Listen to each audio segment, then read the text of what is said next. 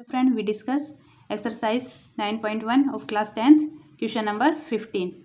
This is last question of this exercise. In this question say a straight highway leads to the foot of a tower.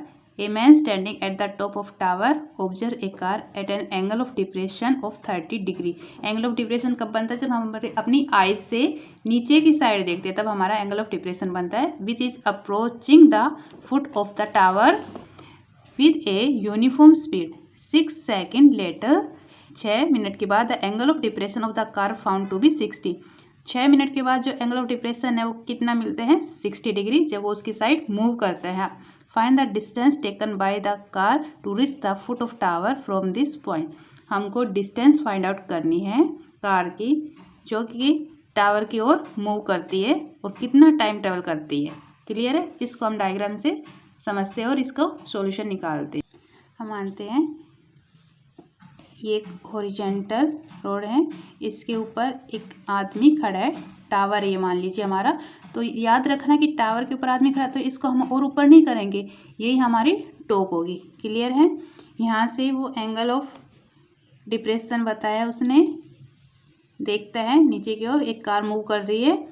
ठीक है, तो ये angle of depression हमारा इसने बताया. तो एंगल ऑफ डिप्रेशन के लिए हम क्या करेंगे? सबसे पहले इसकी आइज एक हॉरिजॉन्टल लाइन ड्रॉ करनी पड़ेगी, क्योंकि हॉरिजॉन्टल लाइन के बिलो ही हमारा एंगल ऑफ डिप्रेशन बनता है. वो अपनी आइज से नीचे की ओर देखता है. क्लियर है? तो यहाँ से वो देखता है तो एंगल ऑफ डिप्रेशन बनाता है 30 डिग्री.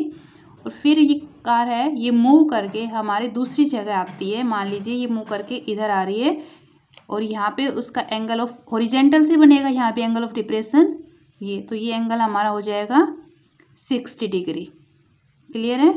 इसको मैं थोड़ा अलग दर्शाती हूँ. जो हमारा एंगल ऑफ डिप्रेशन है ये 30 डिग्री और जो रेड लाइन का है ये हमारा हॉरिजॉन्टल से बड़ा वाला एंगल है हमारा 60 डिग्री.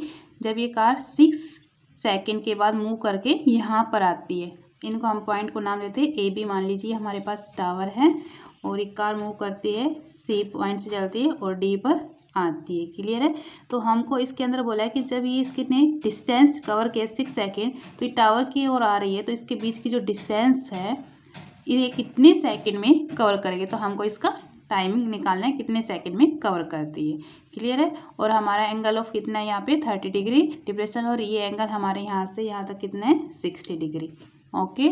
इसके लिए एक चीज़ ध्यान रखना, जब भी हमारे पास दो पैरेलल लाइन हो और उसको कोई लाइन क्रॉस करती है तो ये वाला एंगल और ये दोनों इक्वल होंगे, क्योंकि ये हमारे वर्टिकल अपोजिट एंगल है. क्लियर है? तो यहाँ पे ये एंगल 30 डिग्री, ये हमारे पास दो लाइन पैरेलल है क्योंकि दोनों हॉरिजॉन्टल लाइन है और इन हॉरिजॉन्टल लाइन को ये लाइन हमें क्रॉस कर रही है. तो ये एंगल 30 है हमारे पास, तो ये एंगल भी क्या होगा 30 डिग्री, क्योंकि ये वर्टिकल अपोजिट एंगल है. और ये एंगल हमारा 60 है. इस हॉरिजॉन्टल लाइन को इसको हमारे पास ये लाइन क्रॉस कर रही है, तो पैरेलल लाइन है, इनको ये कट करिए तो ये एंगल 60 है. तो हमारे पास ये एंगल भी कितना होगा 60 से वर्टिकल अपोजिट एंगल. क्लियर है? ओके. अब हम इसकी निकालते कितने सेकंड में निकालते. तो सबसे पहले आप चाहे तो ये ट्राइंगल ले सकते हैं या फिर बड़ी वाली ट्राइंगल लेते हैं. तो इन ट्राइंगल सबसे पहले हम क्या निकालना है? AD निकालना है. इसके अंदर AD पूछा है क्या निकालना है. तो हम सबसे पहले ट्राइंगल लेते हैं ABD. ABD triangle. तो इसके अंदर एंगल कितना है 60 डिग्री. तो 10 60 पंडित बद्री प्रसाद हर हर बोले. इस रेशियो के अंदर हमारे पास क्या परपेंडिकुलर नहीं पता है और बेस नहीं पता है, तो परपेंडिकुलर बेस के लिए हम 10 यूज करते हैं. 10 60 इक्वल टू परपेंडिकुलर क्या है इसके अंदर हमारे पास AB अपॉन बेस क्या है AD, जो कि हमें AD फाइंड आउट करना है. 10 60 की वैल्यू √3, AB हमको नहीं पता और AD भी फाइंड आउट करना है. तो हमारे पास क्या आ जाएगा AB की वैल्यू √3 AD. इस इक्वेशन से हमारे पास आगे इसको हम फर्स्ट इक्वेशन नाम देते हैं सोल्व करने के लिए. नाउ इन ट्राइंगल, अब हम लार्ज वाली ट्राइंगल लेते हैं ABC. इसके अंदर हमारे पास एंगल कितना है 30 डिग्री. क्लियर? और 10 30, क्योंकि वही बेस निकालना है और वही परपेंडिकुलर है इसके अंदर, तो परपेंडिकुलर अपॉन बेस क्या होता है 10, तो इसलिए हम 10 यूज करते हैं.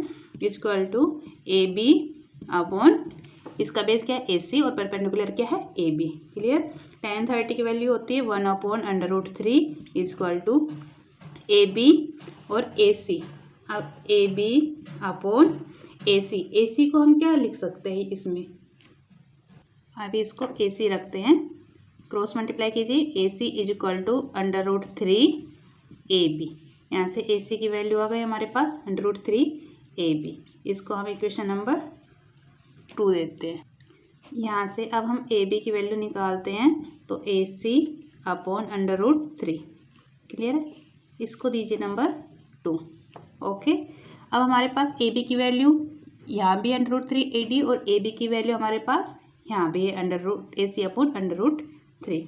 अब इसको आगे सोल्व करने के लिए AC जो है इसको हम क्या लिख सकते हैं, AC को कंप्लीट में से अगर DC माइनस करते तो AD मिल जाएगा हमारे पास, क्लियर है। तो इसको हम लिखते हैं AD को क्या लिख सकते हैं हम, AC।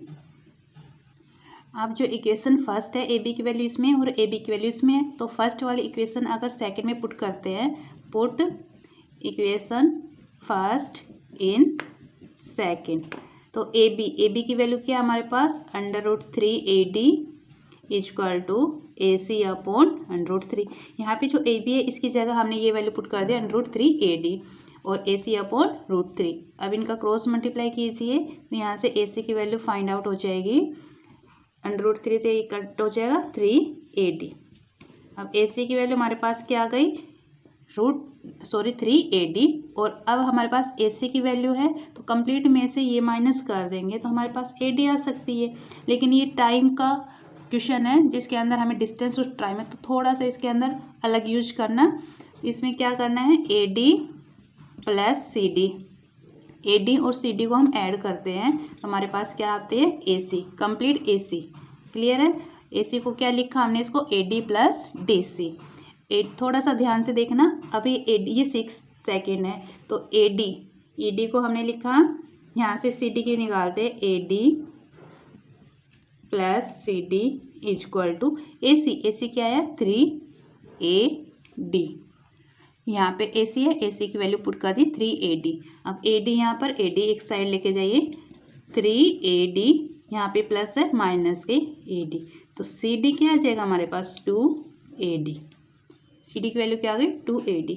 अब इसके अंदर CD गिवन है 6 सेकेंड, लेकिन यहाँ पे बताया गया कि जो CD है वो ट्वाइस है AD का, यानी कि AD है इसका दोगुना। मान लीजिए हमारे पास ये AC है, ये 8 मीटर है, तो ये जो D है ये DC 8 मीटर है, यानी कि इसका दुगना है, तो ये कितना होगा 4। मान लीजिए ये 2 है तो ये कितना हो जाएगा 4 हो जाएगा, यानी कि इसका डबल है।